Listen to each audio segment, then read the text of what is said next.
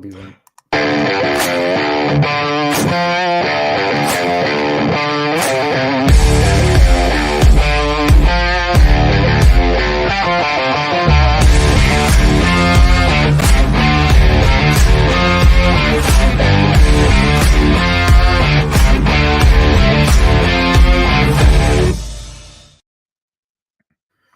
Hi there, folks. It's Monday evening. Can only mean one thing. It's Let's Talk F1.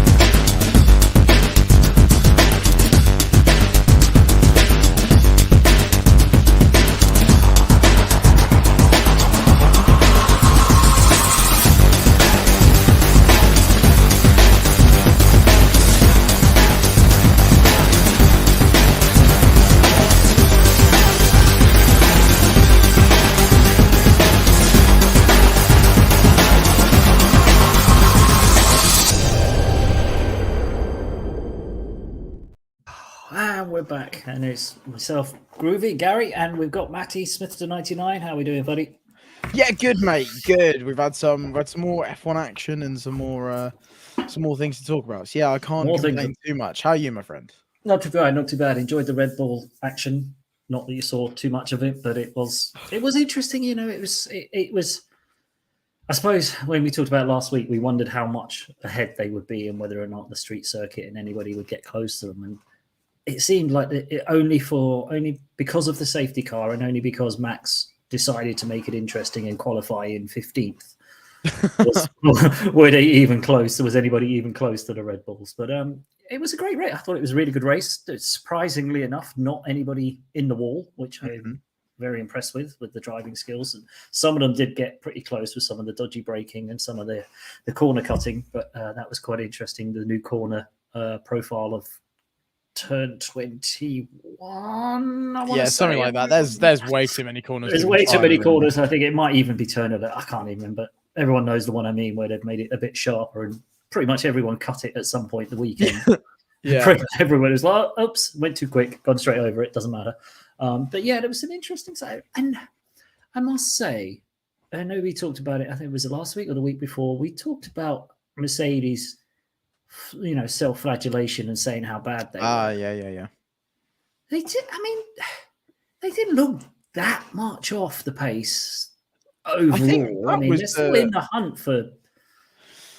That was probably the biggest surprise, I think, of the race, was how Ferrari just seemed not nowhere, but they seemed very off it, very off it. And like the Mercedes kind of had seemed to come out of nowhere and all of a sudden looked pretty comfortable. Like it was really, really strange how that kind of happened. I think Red Bull were kind of where we expected them to be. Obviously, Checo was just fairly comfortable, other than that slight scare off the line. And Max kind of sailed through, and I think Aston Martin did roughly what we probably thought they would do.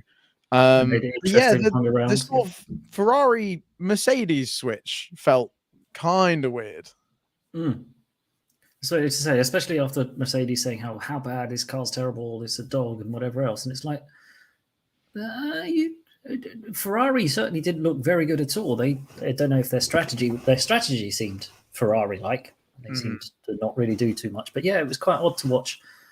And what I found odd with the Mercedes was the switch when, between the tyres, and how, George made the hard tyres really work, and Lewis made the medium tyres really work, and the opposite wasn't the same. So it was an interesting kind of to watch them not suck, really, because I expected them to be, 8th or 9th or 9th or 10th, and they were kind of in and around the higher places. But up the front, it was a masterclass from Checo. It was another street circuit masterclass from him. He seems to enjoy that sort of narrow street circuit aspect. I think it's his 4th win out of the 5 that he's got is street circuits. So it's just like, well, you kind of have to punt for him as a street circuit specialist. But he was head and shoulders above, even above Max. I think there was never really an opportunity, or it never felt like Max was going to hunt him down and overtake him or chase him, which is what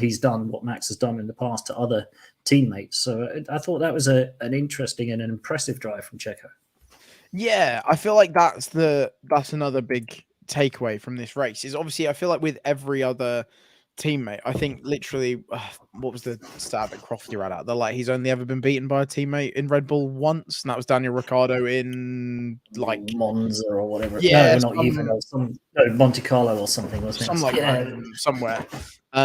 So the fact that Checo not only beat him, but I feel like because obviously Max kind of sailed through the pack, looked fairly comfortable, like crazy comfortable. Like even when people had Crazy DRS quick. back on him, that he just there was no match for it at all. I think But- was the terrifying one is when he was it George Russell he overtook, I think and so. and he was like, well, most of the time he's going, well, I'll wait for the DRS, and once I've gone around the corner, He just went, I can't even be bothered waiting, and just sailed past, and literally, I think Crofty said it was like, well, that's like F1 versus F2 car. That was so much quicker. It was terrifying, and it was like, I'm surprised he didn't get in the lead, but I guess the safety car and whatever else kind of timed quite well for Checo. But yeah, he looked, Max sailed through that pack like a hot knife through butter. But Checo, he didn't look like he was ever catching Checo or was ever going to get the chance to either. Which I think where you're going with the Red Bull, normally they'd have probably said, Checo, slow down and let Max catch you or something.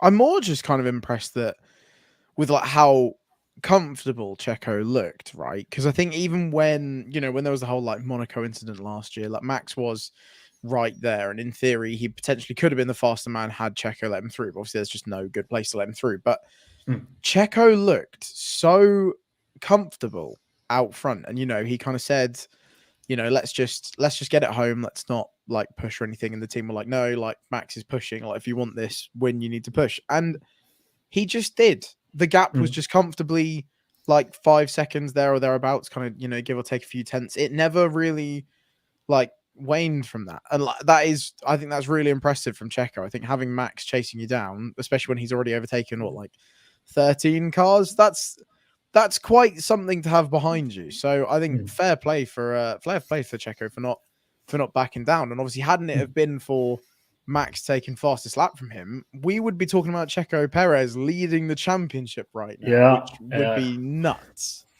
I thought that was an interesting inter-team battle that kind of that's going to rumble on that whole fastest lap. Yeah. Who's got the fastest lap? It's quite interesting when the team told Verstappen it's not important, and Max was like, well, it's important to me. And obviously, if it's good, and it looks like, let's be honest, it's going to be between those two whoever gets the championship. So it is going to come down to who nicks the fastest lap here and there. So that's going to be a battle to watch all the way through, I think, because they're going to be nip and tuck all the way through because nobody can touch the car. Mm-hmm. But Max's reaction to finishing second was interesting because he was very, very not happy considering someone had just finished second with the fastest lap, and it was all very, I'm not here to finish second, blah, blah, blah. Like, okay, I get it. He started in 15th, mate. Exactly. Let's calm down, buddy. The only person that beat you was in that equal rocket ship. So it's not as if you lost to someone like you should be walloping. So I don't know. I just thought that was like interesting because I mean it's one of those things. Like I get it, right? All of those races are probably there to ideally finish first. I guess like the Mercedes kind of apology letter to fans, I don't know if that was necessarily worth getting as angry over as it was, but I don't know. Second race of the season, it's a long time to go. Racing driver, and I'm not. Yeah, I don't know. Could be, but you do wonder if it's just an indicative of something that might rumble on for the team because that's the only competition they're going to have is between each driver. I guess also Max is going to be like, I'm the number one driver, I should be winning. How much race. Is that whole Monaco and Brazil incident? Because I mean, obviously they've given all the PR and said that they're over it. It's they've done. Said all the right stuff. Yeah. There's got to be something harboring there. You don't just get over that. So like getting not messed being around. Balked. But you don't. There's got to be something there. I feel like this team battle, especially if, like you said, if those two are so far clear of everyone else, which I think they will be. I think this battle between them two could get quite tasty, I think, as things rumble through the season. Yeah, and you do wonder if team orders ever rear their heads for how that's going to go, because at the moment, as you say, there's I think there is just all 1 point between them because they've just flipped over and whatever else. But yeah, if Checo steals fastest lap and the win next time round and Max is second, then I guess it's all tied up. And how long do Red Bull let it go before they worry about option 21 or whatever it was when Webber and Vettel, whenever they kind of had all that hoo-ha back in the day? And will it get to the stage where team orders will have to come in to stop them running each other off the track, because nobody else is going to get any sort of competition against them, I don't think. I also just think because at what point, like how far into the season, how far ahead do we think Checo would have to be before Red Bull turn around to Max and say, look, Max, really sorry.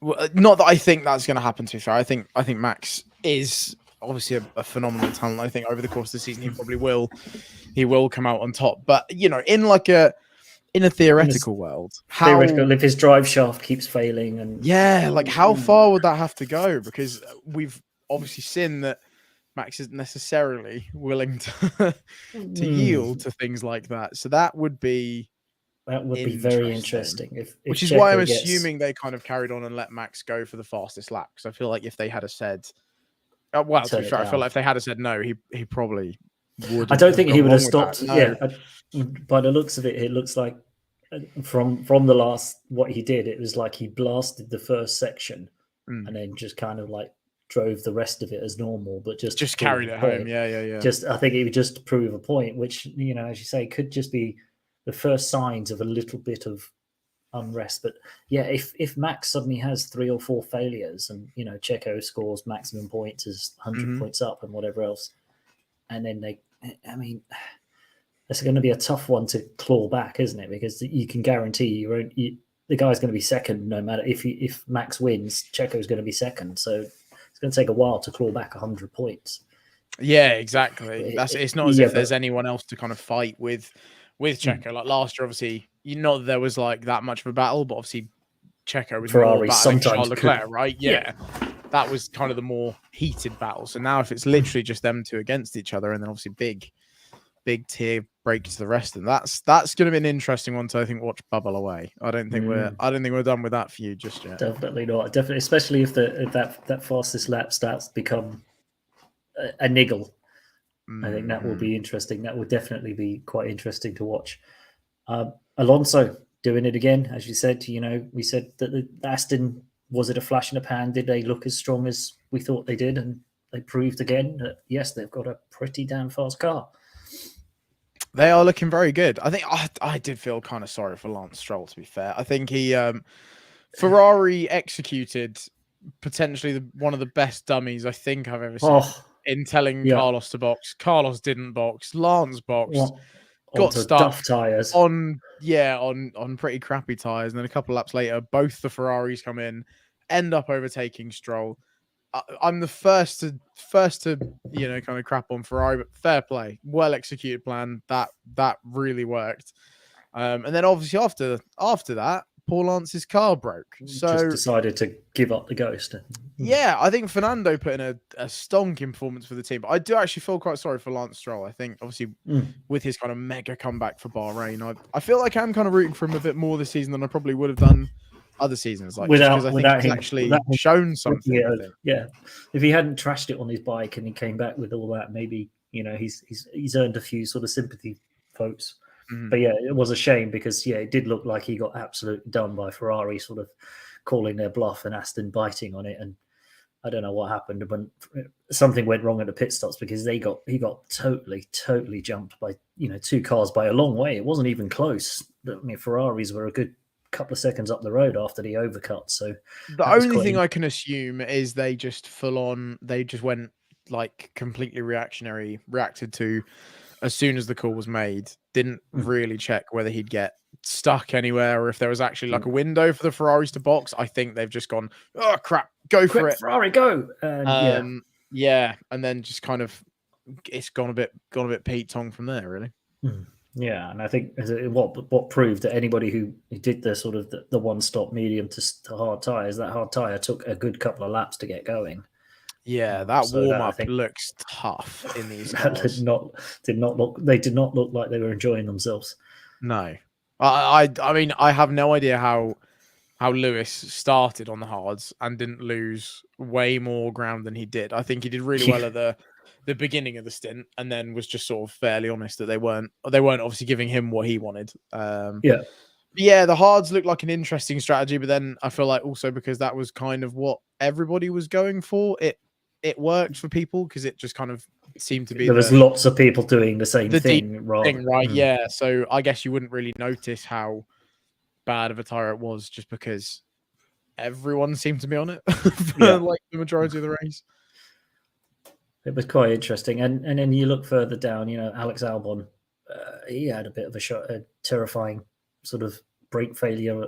What a track to have your brakes fail on! Obviously, it's not good on any track, but my God, this would not be the one you'd want it to happen. It would not be the one you want to radio in and they say, I've got a brake issue, and they say, don't worry, stay out for another lap. I mean, that felt weird. If he had a problem, get in, right? Brakes, and you're just about to go past the pit entrance, maybe just go in and take a look rather than carrying on and then like 2 corners in being like, yeah, actually, lads, we're gonna have to retire the car. Like, because even if it's one of those you can reset it on the. I think what they were saying, and maybe they could reset it on the steering wheel. We'll do it at 60 kilometers as he's on the pit limiter, trundling down there. Exactly. It just felt just like do a drive straight through that stuff, right? Yeah. Don't hair him down 200 miles an hour down the straight and hope he can stop at the end of it, because he clearly couldn't. By the time he got halfway round, he was just sailing around corners and trying to just get out of people's way. It was bizarre that what was going on, but yeah, no, it was a shame because that did look like he might be scoring another point for Williams. Logan Sargent did brilliantly for them. I thought he was chasing down. He just missed out on the points, but he was looking punchy towards the end against the Alphas and the Hasses. So yeah, solid performance at the end. It kind of seemed he did reach a point where his tires just fell off a cliff. But I guess time management is it's going to come with it. Like, he's still only 2 races in, right? That's still something he's got to learn. So I think I have faith in the kid. I think from what we've seen from him so far, I don't think he's maybe setting the world alight, but like he's looking pretty steady, good. Pretty steady. So and he's finished 2 races. Exactly. As a rookie, all you got to do is finish, right? I mean, you can't finish first unless you finish, as they say, and he's managed to bring the car home both times, which kind of slightly better average than the other rookie. And Piastri got his car home this time, at least. Yeah, mate. What's going on at McLaren? It was. I was watching it and I realised what happened. Obviously, Piastri got pinged a little bit. I think it was Gasly who kind of ran over his front wing, and of course, as the carbon fiber flies off one McLaren, what other cars are going to hit? Sod's law states that it trashes into Lando's front wing. So of course, obviously, I mean, it could have hit. There were 6 or 7 other cars behind Piastri that could have picked up on, but no, it had to be Lando who picked it up. So it's one of those like your race is kind of done and dusted because they're both pitting lap 1 onto hard tires, which, as we just said, was a horrible tire to be on. Yeah. And from starting from the back, and that car's not that good to cut through the pack like Max did. And there were some moments where they seemed to be getting it together, and then it just didn't happen. And then I think at the end, Lando's tires just fell off a cliff as well, and they ended up getting taken by Piastri. So that was interesting. That radio call from obviously McLaren to Lando to literally let him know to not make it too hard for Don't make it too difficult. Yeah, it was like that was odd. Like, I don't know, because obviously Lando's like golden child of McLaren. He is like the lead driver. He's the number 1 driver and all that, isn't he? So I don't know. Like, I mean, I guess if Piastri's showing more pace, then I guess that is what it is. But like that felt strange. Like the way that was like told to him. I don't know how to word that better, but that whole thing just came across as a bit weird. Like, okay.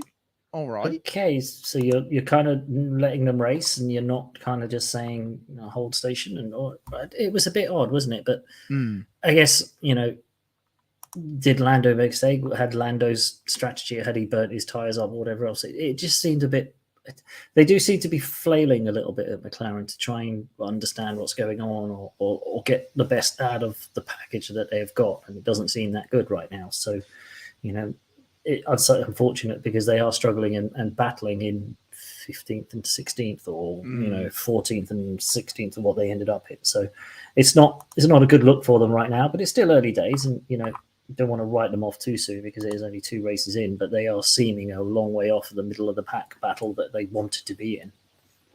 Yeah, I think it's tough, I feel like, especially when you're kind of that far down the grid as well, like realistically, how much almost like valuable data are you realistically getting, right? When the only people you're racing are kind of the literal people right at the back of the pack. It's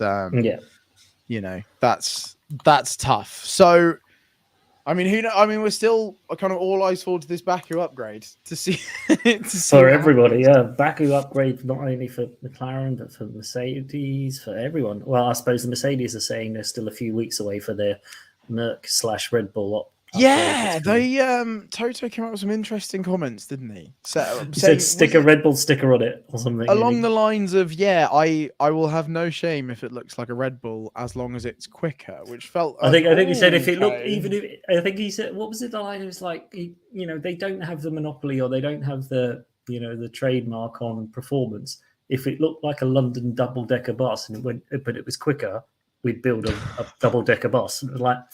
And then I think he came up with like a double-decker F1 car. Double-decker, I've got to see it. Definitely want to see that. But I think, then his comment along the lines of, stick a Red Bull sticker somewhere on it. We don't care. Pretty obvious that basically they are going to be copying as much as they possibly can for Red Bull. Which, why wouldn't you, right? Because Aston have done it, and look what it's done for them. So, well, exactly. I mean, it's tough. I just feel like when the Red Bull is like so much better as it is, you might as well just give a crack at copying what you can, and then just try and figure out what you can do to get it as good as them, right? Yeah, exactly. So that car works. Let's take the pictures of that one and build that. But within, obviously, I think Toto said within a certain limitation, because you can't rebuild the whole car with especially with the cost cap. That's going to be tough. That would be quite weird if you'd have one car in the new spec and one really off-spec car. That would be. Could you imagine having the battle and trying to talk between George and Lewis, saying, "Well, Lewis, you get to drive the car that looks like a Red Bull, and George, you get to lads, drive someone's got to drive the old one here. Rock, paper, scissors. Come on." Yeah, God, it'll be fine. Whoever wins the next race gets the option. That would be a battle worth watching. Yeah, I think it'll be very interesting to see where the Mercedes go from here. Like, obviously, last year it really felt like Lewis did the bulk of the kind of experimental testing to kind of allow George to have like a not uneventful, but like a as chilled a first season in that sort of big team as possible. Whereas obviously now, I guess even in the last race, we've kind of seen, right, that George has grown into that now. Like, they were talking about reversing it, and rather than it being like, oh, okay, George was just like, well, actually, I got more pace than this. Leave me to it. I can do this. Like, I think that's that feels interesting, right? That now there's getting to be a bit of a, not like an ego. Obviously, all these drivers have like an ego to an extent, but you can tell that last season was very nicey for the team, whereas now it feels a bit more, okay, I'm fully aware I'm racing against debatably the best racer of all time, but this is also my team now. And it's like, okay, like, ooh. Yeah, I think you're right. That was quite punchy from George, wasn't it? When he was kind of he's saying, like, Lewis is coming up behind you, you kind of got to let him go. And then I think George was like, no, hang on. Fernando got 5-second penalty ahead of me, and I'm keeping within that 5 seconds. And then they went, no, he served it, George. And then he was like, you could have told me. I think he said something like, I get information I needed, or something like that, which I thought was quite a pointed message. And then he just floored it and left Lewis like, he's like, fine, if I can just try faster than him, I won't let him take me. And like he did. Fair play. The performance was there. He was solid. Yeah, that was interesting. So, I mean, to be fair, actually, speaking of Alonso's penalties, obviously the first one I think was justified. They sorted it out, all good. Alonso still had a fantastic race with his 5-second penalty, right? Yeah. What the hell was going on with that second one? So they took over 30 laps to decide that it was a penalty after the race had finished. Yeah. Only Gave to him a then 10 seconds. which obviously made it worse. George on the penalty after after Fernando had celebrated on the podium, which was weird, and then only to reinstate it and say, actually, no, that didn't happen. Like, what? Well, I think the weird thing was it did happen, but the regulations that they said didn't actually specify or agree that a jack touching the car counts as work on the car. Yeah, I was listening to a podcast today, and it does sound like the rule is very ambiguous. Rule is very ambiguous, and so Aston obviously argued that actually, a jack accidentally bumping into it, not lifting it, not doing anything, but accidentally touching the back of the car does not constitute work on the car. And I think that's another one of those FIA guidelines that may get tightened up before the next race in Melbourne. Probably it very clearly stipulates, but obviously they're being very, very particular about race start positions.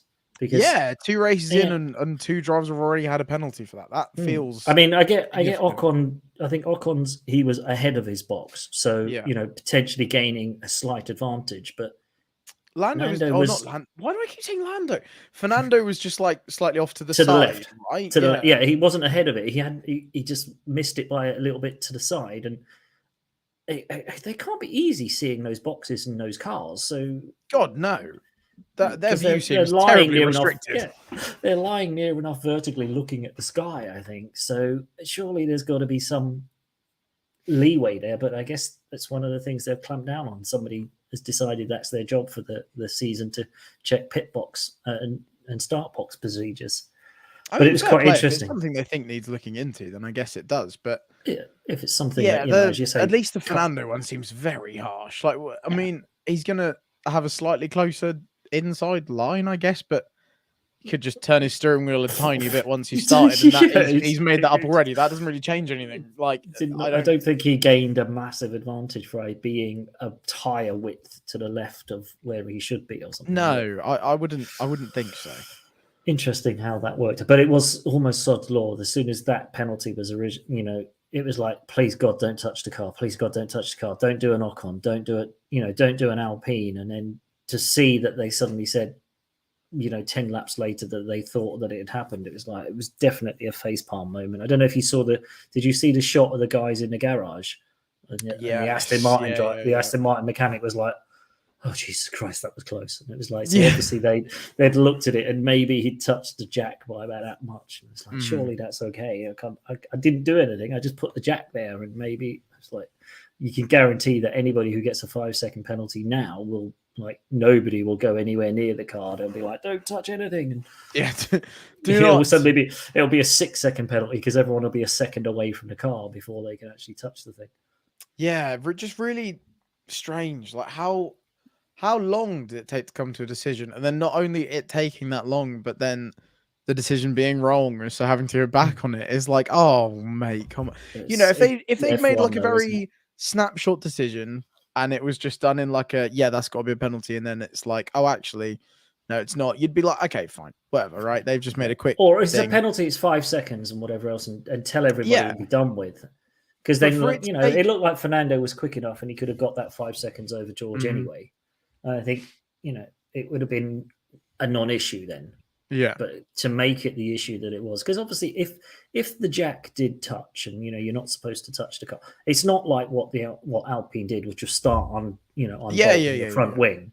It was like, and he could accidentally got the jack in position and maybe missed it, put it 1 inch too far forward. It's not like it gained any advantage or anything else. So if they nominally had touched, and according to the letter of the law, that's working on the car, then give him a 5-second penalty, because it's the minimal sort of penalty you can give, and let the race carry on. And it would have been such a non-event, but then had to make it typical FIA F1 sort of bureaucracy drama. Let's just kind of make it all sort of just got in the air and almost embarrassing. It's just like, oh, what is happening? Like, why?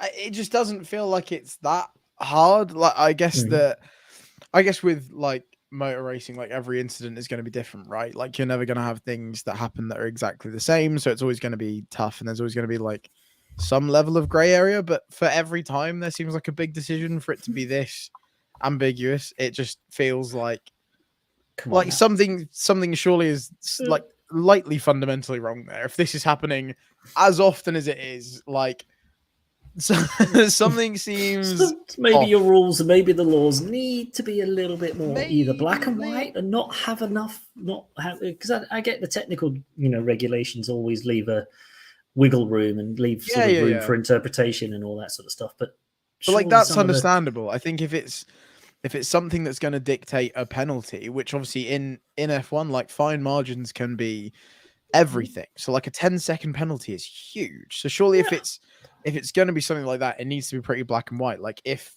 the jack can't touch the car, even if it's a little bump, fine, just write it down. Just literally write it down. stipulate Nothing can touch the exactly car. what Nothing is allowed Yeah. and what isn't. Yeah, be like, okay, well, do you know what? If if a bead of sweat from a mechanic drops onto the engine, not bothered about that. Fair play. If a single thing touches that car, otherwise bad, then fine. At least we know. If you blow on that car with a fan, that car, that's absolutely not. You let it set on fire. No, bad.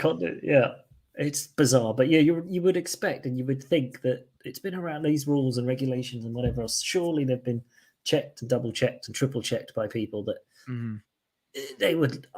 You would look.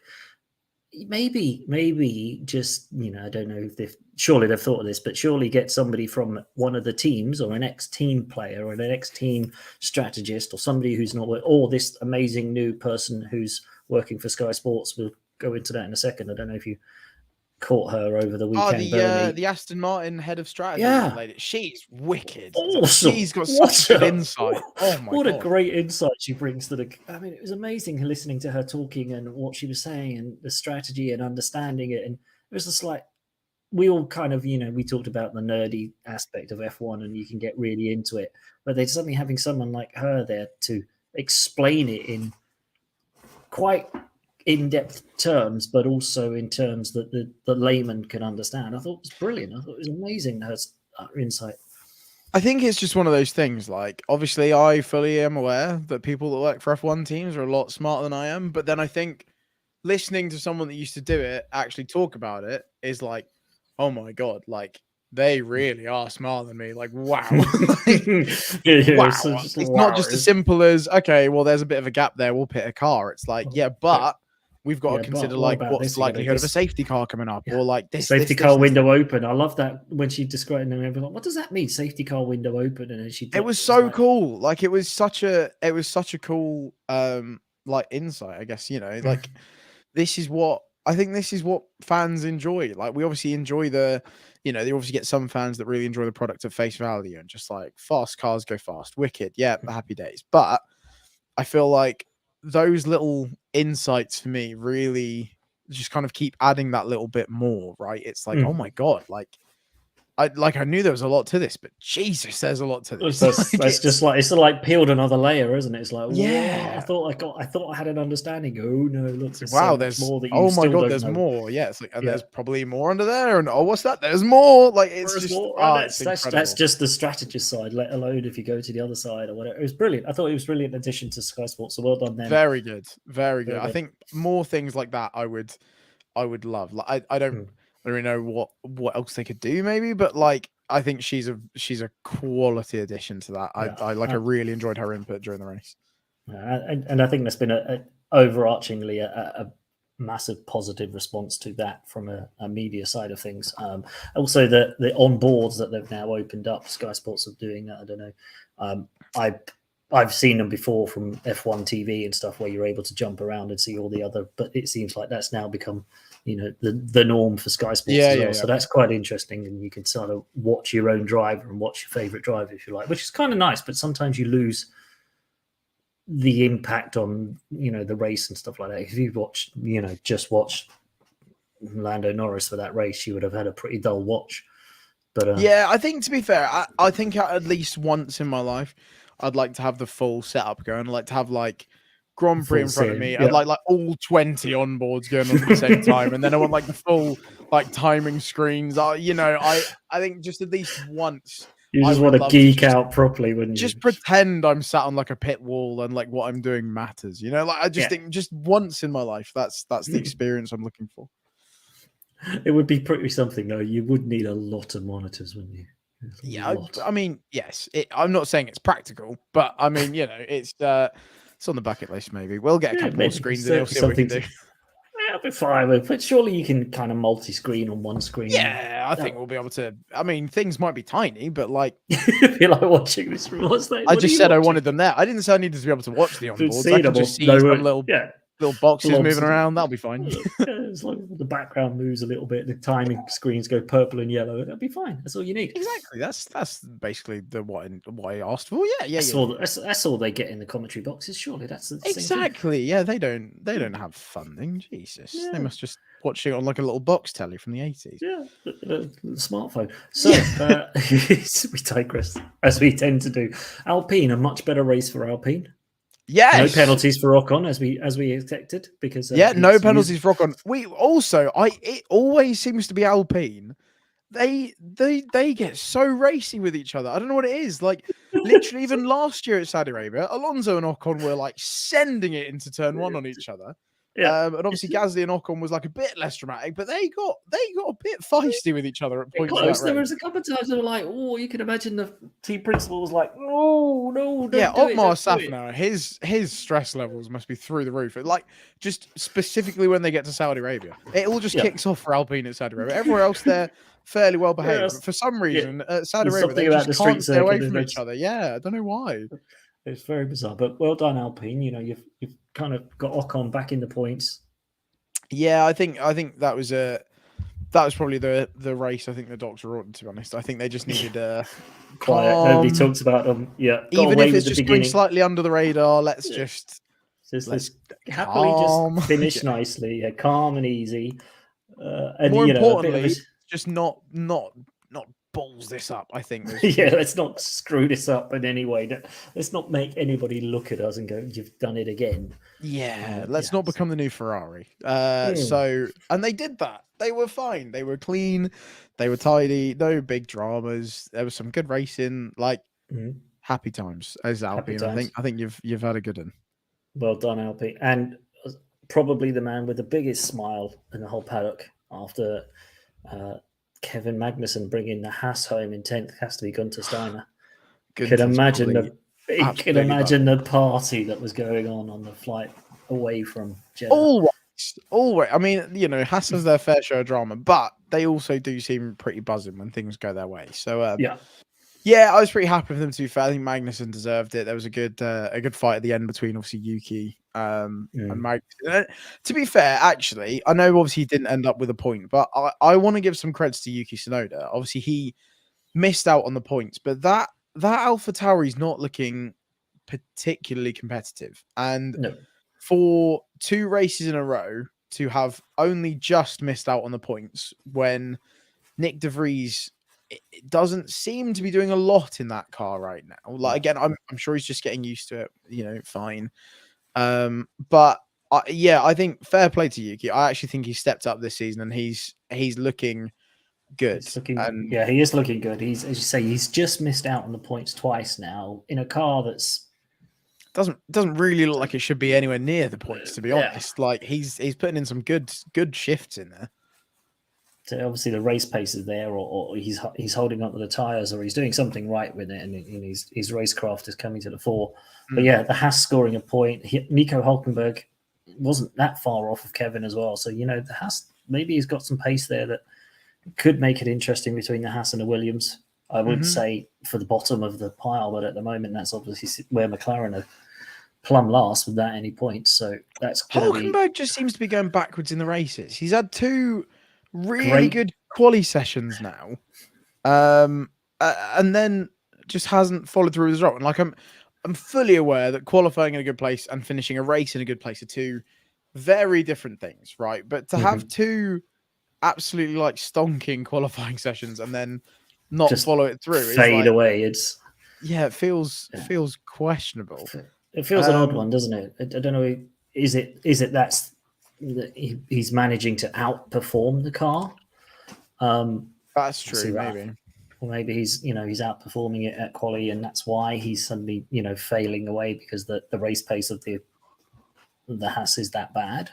Yeah, but it's an interesting one that Alex just said there. Have AlphaTauri just given up and ready to sell? Maybe, but surely if you're going to sell that team, you want to put it in the best light possible. So therefore, you kind of want to get high up, at least score a point. You want to be in the points at some point because that's going to make the team a lot more attractive to a new buyer. But I guess and that's going to rumble on that AlphaTauri sale. I mean, it's been rumbling along for a good few weeks and there's been no news on it. So I can't see anything changing very soon. But until they score some points. That's going to be an interesting one to watch. I mean, I think there's going to be plenty of people interested. It's just who it goes to, I think, is going to be an interesting one to keep an eye on. Definitely. So a couple of weeks, we've got a week off next week, and then we're off down to Melbourne, which is another nice early morning for us. People. Nice early morning for the UK viewers. Melbourne, would you class as a street circuit? I'm just thinking, harking back to what we said right at the beginning about Checo. I guess it technically is. It's a bit of a street one. park, weird Albert Park kind of designated thing, but it is a street circuit. I'd say it's more of a street circuit than like a traditional circuit, but calling it an out and out street circuit feels a bit dirty. I don't necessarily agree with that. So it'd be interesting. I mean, it's got to get to the point where that Red Bull looked so quick this week. There's going to get to a point where one of the fantasy GP questions is how high up. What's how far do they lap the pack? Do they manage? Can they catch third? Can I pull out another fantasy GP prediction? But it's going to have to get to how high up will the leading Red Bull lap the rest of the field? Because at some point, especially at Spa, it's going to be silly. That Red Bull is going to be literally almost half a lap quicker than some of these cars, and they'll be lapping people. Yeah. It's just going to be insane. That is just going to be so bad. And, it will. I can't imagine it would happen, but there's going to be a point where potentially they will lap everybody up to fourth or third, and it would just be that would just be silly.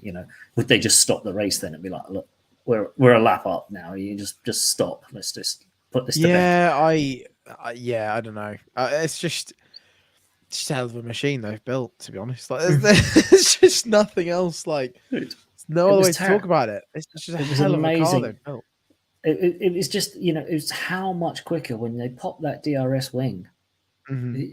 It just a rocket ship, as you say. You should call it a rocket ship. It just literally just breezed past every other car it got anywhere near. Yeah, it was the one. Yeah, as I said, the one against George Russell was just silly. It was just I think everybody just sat up and took notice of that because it was okay, he's not even bothered to worry about the DRS on the other side.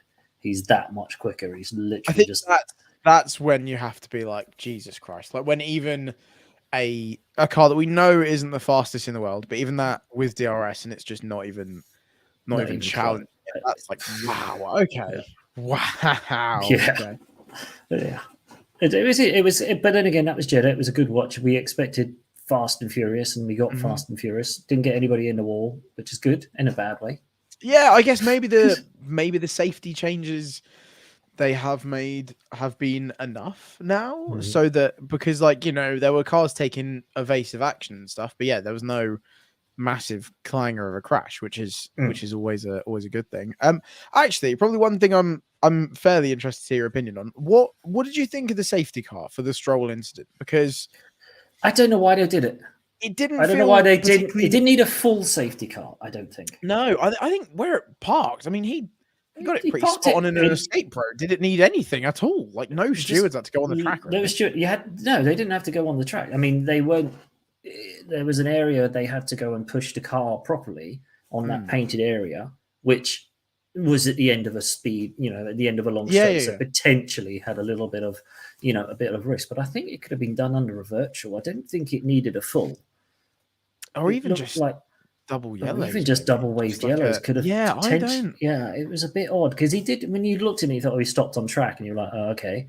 And then you saw where he stopped it. It's like, barely on track, is it? Couldn't be much less on track if he tried. Seems turned round and was kind of going off. Seems like he's done a pretty good job. Yeah. No, I thought the full safety car was interesting. I mean, like, it's one of those things. I don't want to start like a full on F1 conspiracy, but I mean, the race needed a safety car, and like the race got a bit better after the safety car. But I mean, close everything up. And hey, the safety car looked good. I'm not saying that it was a nice advert for the Aston Martin safety car, but it was clearly stated that it's the Aston Martin safety car that was running.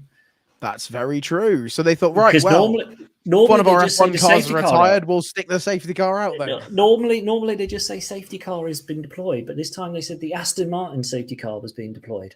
Maybe that was it. Maybe it's just a bit of a marketing, bit of an advertising. Fine. You know, the F1 car's broken down. We'll send out the 4x4. We'll send out the SUV. The Aston Martin. Why not? Because it's emblazoned. Good-looking safety car. To be fair, there's much worse cars to look at. That is a good look. Oh my god. So maybe there's a big market for Aston Martin in Saudi here it Arabia. Comes. Lawrence Stroll conspiracy theory incoming. Incoming, massive backhander to get the safety car on the track. But I did think it was quite pointed. I don't know if you caught it on the commentary when they were talking about the last time that somebody won a race from 15th on a street circuit was Fernando Alonso at Singapore. I did. And Crofty kind of went, but there were other scenarios in play at that time that may have assisted him. It was like, oh shit! Oh, I don't want to say it. I can't believe I've gone down this rabbit hole. How do I say it without saying it? Good stat to point out, but I mean, don't land yourself into I think when they trouble, said buddy. it was like, what a great stat that is, and then they went, oh wait, it's not that great a stat, is it? Because that's that Singapore race. Oh yes, but yeah, it was quite amusing. And then it was like when they said to Lance to stop the car on the track, and it was like, oh, hang on, Fernando's in third. It's a street circuit. His teammates being told to stop the car on the track. You could just imagine some F1 theory and then all the conspiracies. There we go. It's one of those things, just like that Yuki Tsunoda caused safety car at Zandvoort last year. Like, I'm not saying there's something going on, but I think there's a rabbit hole if you want to go down it, my friend. Don't go down there. Don't scratch the surface of that one. You could end up in horrible places. Yes, the FIA conspiracies continue. Matty may have got. Is that Timo Glock? Oh no. Happy birthday to Timo, by the way. I think it was his birthday this week. Was it? Oh, what man. It was. What Iconic. The famous Irish racing driver. Yes. Tim O'Glock. Yeah. Oh, wow. That's bad. It's very bad. This show has hit a new low, I think, right now. Which is saying something. That was it. We've in the very short time we've been doing this, we've had some lows, but that might... I might take the biscuit. That might be it. All right, I'll drum one up you next week. Excellent. Good stuff. How low can you go? That's pretty low. So I'm afraid I've set the bar quite low. Right, we'll have a quick look at the league, shall we? And how did you Right, listen. I've had a bit of a whiffer this week. I have gone from leaving them all as Nico Hulkenberg to forgetting to do them completely. So... Even though we said clearly on the call last week to make sure you were right. Listen. The comeback is on from next week. I'm not going to finish bottom of this league. I'm telling you, I'm refusing to finish bottom. Admittedly, I've proper stunk out the last 2 weeks, but I'm making it my mission that the season is not over by week 2. It cannot be. I mean, listen, team is doing me a solid. He's still doing it. Actually, I'm only 10 points behind 10 Jack. points off. So even though you've done, obviously you scored plenty of points with your actual team, which is means you're not completely out of it. I think we're still going for the league. I think, mate. I think you're still in it. You're not that far off the top spot. I mean, to be fair, that's pretty tight at the top, isn't it? We want to talk about a tight title battle. I know we're only 2 rounds in, but that That looks tasty. That looks about tasty. as tight as it's getting. That's a spicy. It could get interesting, that one. It could get interesting how we delve a little bit closer into that one. But spicy battle. Have the predictions and stuff been released for next weekend already? I don't think so, because the next Australia one. Unfortunately, maybe it looks like it. Yeah, GP weekend. Highest McLaren. Well, finish. the highest McLaren finish. Wow, that's dirty. Hang on, let's have a look at the options. It's fair. It's fair considering the two races they've had. But that's rude. I mean, I did feel pretty unfortunate for Piastri, to be fair, after putting in such a good qualifying and then it all going wrong straight away. That is unfortunate. But I'm excited. Are we going to chuck out any predictions yet, or should we still got next week's show? Still got next week's show. Let's not steal from next week. Let's give it a minute. We still got a week without a race to fill. So we've got to remember it's 2 weeks. It's not a race week next week. So I know. I'm so ready for the back-to-back races, and then I'm sure when we do them, I'll be complaining that they're too much for the teams. Too many races. So how do you relax and whatever? I've got no time to catch up. Fun is such a weird sport because I love the amount of races, but I also hate the amount of races, right? Like it's like so weird. It's a weird dichotomy, isn't it? It's just like I want to see more races, but I don't want to see too many because then it gets overkill. So I want to see more races, but I also understand that these are living people. They kind of need to live their lives, and I don't know, maybe see their families during the season. Maybe not be flying around the world every single week. Yeah. But 2 weeks until Australia. So looking forward to it, mate. Looking forward to it. I always enjoy Australia. I think they put on a good show and it's a great circuit, but I do think it's going to be quite clear, definitely a two-team, one team racing amongst themselves and then everybody else, because that track will lend itself to the I think they've got another DRS zone at Albert Park. Yeah, they've got was it a 4 last year or something? It was something mental, wasn't it? Yeah, there was great. It's like, there's a bit of a straight here. You can have DRS here as well. The majority of the track was DRS. Yeah, it was pretty nutty. So who knows how far ahead they're going to be? But it'll be interesting. But we'll catch up next week. We'll have a look ahead to what Albert Park has to offer and all the stories that will no doubt start to evolve and come out during the week. Buzzing. Sounds good, mate. Sounds like a plan. Matty, it's been great catching up. Cheers, man. Very good, mate. Nice to see you. Enjoy your week, and we'll see you soon. Lovely. Everyone, this has been Let's Talk F1.